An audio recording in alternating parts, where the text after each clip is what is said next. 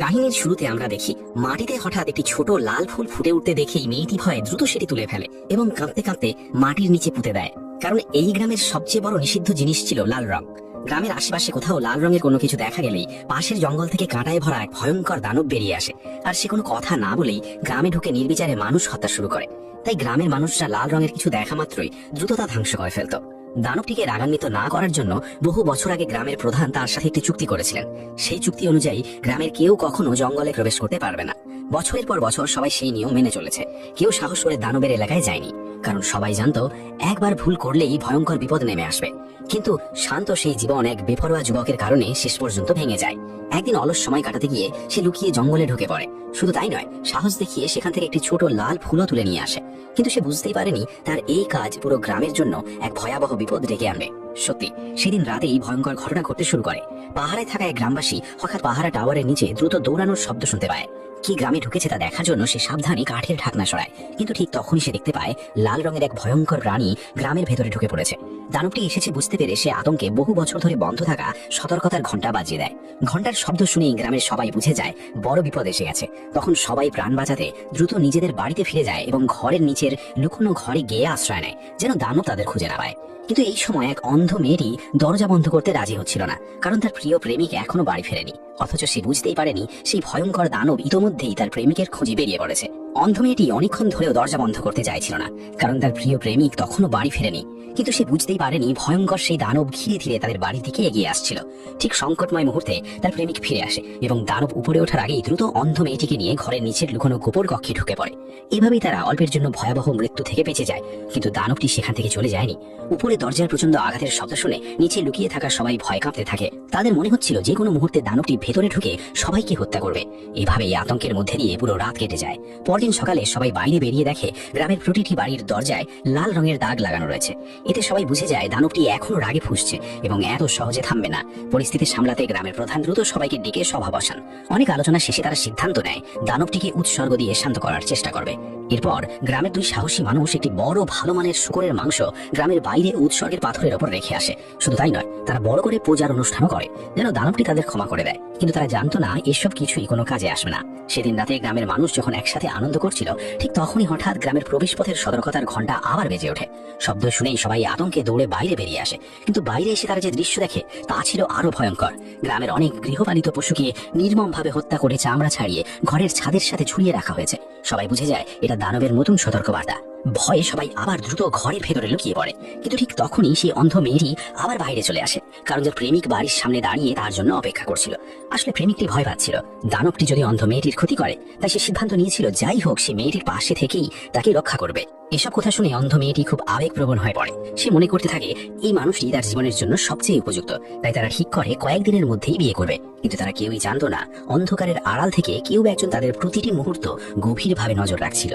পরদিন সকালে হঠাৎ গ্রামের এক যুবক যার নাম ছিল এরদান, সেই ছেলেটি অন্ধ মেয়েটির প্রেমিকের কাছে চলে আসে। প্রেমিক কিছু বুঝে ওঠার আগেই এরদান আচমকা তাকে ছুরি মেরে বসে। গুরুতর আঘাত পেয়ে ছেলেটি যন্ত্রণায় মাটিতে লুটিয়ে পড়ে। আসলে এরদান অনেকদিন ধরেই অন্ধ মেয়েটিকে গোপনে ভালোবাসত, কিন্তু যখন সে জানতে পারে মেয়েটি খুব শীঘ্রই অন্য একজনকে বিয়ে করতে যাচ্ছে, তখন সে সেটা মেনে নিতে পারেনি। তাই হিংসায় অন্ধ হয়ে নিজের প্রতিদ্বন্দ্বীকে সরিয়ে দেওয়ার সিদ্ধান্ত নেয়। এই খবর শুনে অন্ধ মেয়েটি আতঙ্কিত হয়ে দ্রুত প্রেমিকের বাড়ির দিকে ছুটে যায়। কিন্তু সেখানে পৌঁছে সে দেখে তার প্রেমিক মৃত্যুর সঙ্গে লড়াই করছে। পরিস্থিতি আরো খারাপ ছিল, কারণ গ্রামের কাছে প্রয়োজনীয় ওষুধ প্রায় শেষ হয়ে গিয়েছিল। বেঁচে থাকার মতো পর্যাপ্ত চিকিৎসাও সেখানে ছিল না। তবুও অন্ধ মেয়েটি হাল ছাড়তে রাজি ছিল না। অনেক ভেবেচিন্তে শেষ পর্যন্ত সে একটি সাহসী সিদ্ধান্ত নেয়। সে ঠিক করে গ্রামের বাইরে ভয়ঙ্কর সেই জঙ্গল পেরিয়ে পাশের শহরে গিয়ে ওষুধ নিয়ে আসবে। কিন্তু এই সিদ্ধান্ত শুনে গ্রামের সবাই তার বিরোধিতা করে, কারণ বহু বছর ধরে গ্রামের নিয়ম ছিল কেউ কখনো জঙ্গলে প্রবেশ করতে পারবে না। তবে অন্ধ মেয়েটির বাবা ছিলেন গ্রামের প্রধান। মেয়ের মরিয়া অবস্থা দেখে শেষ পর্যন্ত তিনি বাধা দিতে পারলেন না। নিজের মেয়ের জন্য বহু বছরের সেই কঠোর নিয়ম ভাঙতে বাধ্য হলেন। কিন্তু মেয়েটি যাত্রা শুরু করার আগে তার বাবা তাকে গ্রামের এক নির্জন ছোট ঘরে নিয়ে যান। তারপর তাকে সামনে হাত বাড়িয়ে কিছু স্পর্শ করতে বলেন। মেয়েটি প্রথমে ভেবেছিল তার বাবা হয়তো সত্যিই সেই ভয়ঙ্কর দানবটিকে গোপনে এই ঘরের ভেতরে আটকে রেখেছেন। কিন্তু তার বাবা তাকে শান্ত হতে বলেন এবং জানান সে যা দেখছে সবই আসলে একটা অভিনয়। গ্রামের আশেপাশে কোনো দানবের অস্তিত্বই নেই।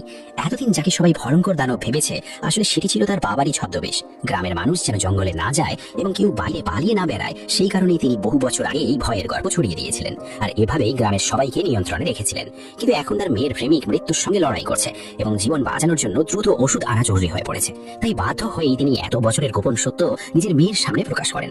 একই সাথে তিনি মেয়েকে অনুরোধ করেন যেন সে এই গোপন বিষয়টি কাউকে না জানায়। এরপর মেয়ের নিরাপত্তার কথা ভেবে তিনি তার সঙ্গে দুজন সহকারীও পাঠান, যাতে তারা নিরাপদে জঙ্গল পেরিয়ে যেতে পারে। সবকিছু দেখে মনে হচ্ছিল এবার হয়তো মেয়েটি সহজেই ওষুধ নিয়ে ফিরে আসতে পারবে, কিন্তু তাদের ধারণা খুব দ্রুত ভুল প্রমাণিত হয়। তিনজন জঙ্গলে ঢোকার কিছুক্ষণ পর থেকেই চারপাশে অদ্ভুত সব শব্দ শোনা শুরু হয়ে যায়। ভয়ে এক সহকারীর সাহস পুরোপুরি ভেঙে যায়। সে আর এক পাও সামনে যেতে রাজি হয় না। শেষে ভীত হয়ে অন্ধ মেয়েটিকে একা ফেলে গ্রামের দিকে ফিরে যায়। উপায় না থাকায় বাকি দুজন এগিয়ে চলতে থাকে, কিন্তু কিছু দূর যেতেই হঠাৎ আকাশে প্রবল বৃষ্টি শুরু হয়ে যায়।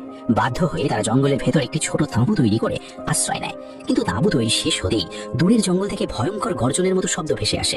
শব্দটি শুনে দ্বিতীয় সহকারীও আতঙ্কে কাঁপতে শুরু করে। বৃষ্টি থামার পর সেও আর সামনে এগোতে সাহস পায় না। শেষ পর্যন্ত সেও অন্ধ মেয়েটিকে একা রেখে গ্রামে ফিরে যায়। কিন্তু নিজের গুরুতর আঘাতপ্রাপ্ত প্রেমিকের কথা মনে করে অন্ধ মেয়েটি আর পিছিয়ে আসেনি। সে সাহস করে একাই সামনে এগিয়ে যেতে থাকে। এদিকে বৃষ্টির কারণে পুরো জঙ্গল কাদায় ভরে গিয়েছিল। তারপর সে কিছুই দেখতে পেত না। ফলে হাঁটার সময় হঠাৎ সে একটি গভীর গর্তে পড়ে যায়। ভাগ্য ভালো, পড়ে যাওয়ার সময় পাশে থাকা একটি লতা শক্ত করে ধরে ফেলতে পেরেছিল। বেঁচে থাকার জন্য সে প্রাণপণে পড়ে ওঠার চেষ্টা করে এবং অনেক কষ্টে অবশেষে গর্ত থেকে বের হয়ে আসে। এরপর সে আবার পথ চলা শুরু করতে যাচ্ছিল। ঠিক তখনই হঠাৎ তার মনে হলো আশেপাশে যেন কেউ লুকিয়ে তাকে দেখছে। হঠাৎ অন্ধ মেয়েটি মনে হলো তার পিছনে যেন ঠান্ডা একটা শীতল অনুভূতি ভেসে উঠেছে। ঠিক তখনই সে বুঝতে পারে ভয়ঙ্কর সেই দানব তারা একদম পিছনে দাঁড়িয়ে আছে।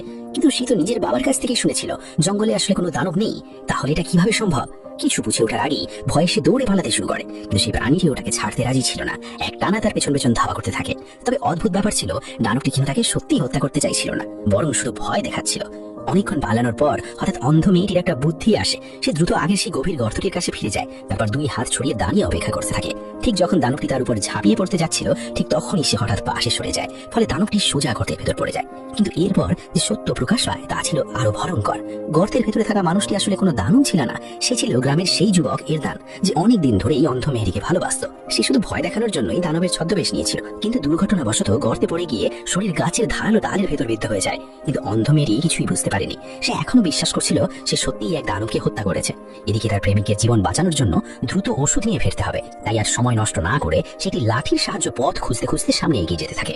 অনেক কষ্টের পর অবশেষে সে একটি প্রধান সড়কে পৌঁছে যায়। সেখানে পুলিশ অধিকর্তা তাকে দেখতে পান।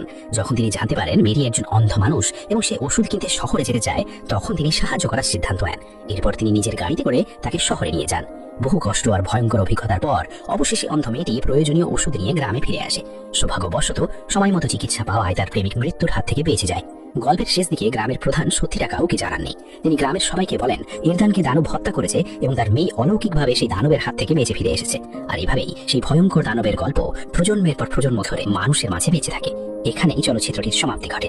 তো বন্ধুরা, ভিডিওটি ভালো লাগলে অবশ্যই কমেন্টে আপনার মন্তব্য জানিয়ে আমাদের অজানা মুভির গল্প পেজটি ফলো করে পাশে থাকবেন। ধন্যবাদ।